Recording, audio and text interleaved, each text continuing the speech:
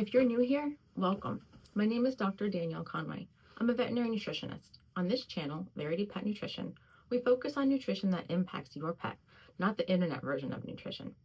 Because in pet food right now, there's a lot of conversations about ingredients, processing, and theoretical risks. But sometimes the biggest nutritional questions are the ones that nobody is talking about.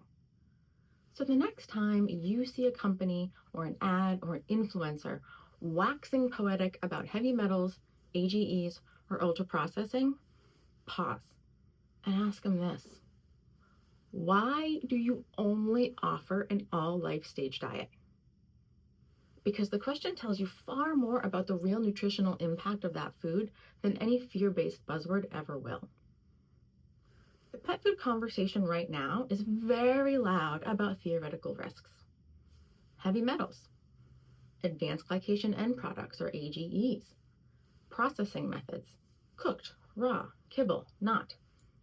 Those are worth studying, and science should always ask questions. But here's what we know with far more certainty. Growth requires higher phosphorus and other nutrients in higher quantities. Growth requires higher fat. Growth requires higher caloric density. That's biology. That's not marketing. So when a diet is labeled as all life stages, what that means is that it must meet the toughest requirement, which is growth. So it supports puppies and kittens as the body is growing and changing at a rapid rate. So the question is, should a sedentary, middle-aged, or senior pet be eating growth level nutrition? Probably not. Research has consistently shown that high inorganic phosphorus intake increases renal workload. In growing animals, that's appropriate. They're building bone.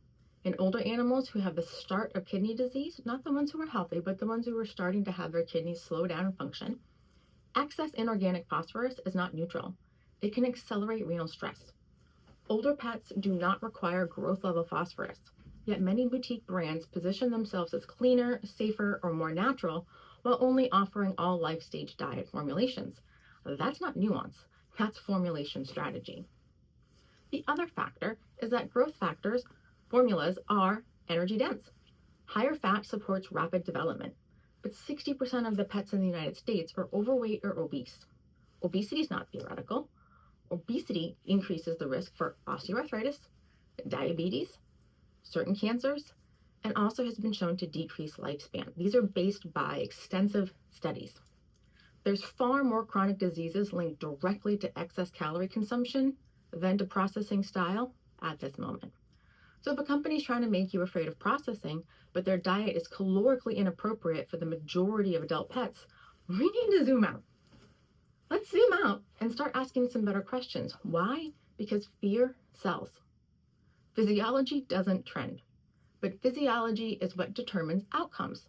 So instead, let's start to ask, why only all life stages? Where are your adult maintenance options? What is your phosphorus source and what's the level for senior pets? What is your caloric density? Do you have a lighter option for pets who are overweight or who gain weight easily? Progress in nutrition isn't about perfection. It's about appropriate formulation for the life stage in front of you. The loudest risk isn't always the most meaningful one. Sometimes the real conversation isn't about heavy metals, it's about phosphorus, calories, and life stage. That's not dramatic, it's just biology. Let's ask better questions together and hold these companies accountable for the information that they're putting out there. Happy feeding.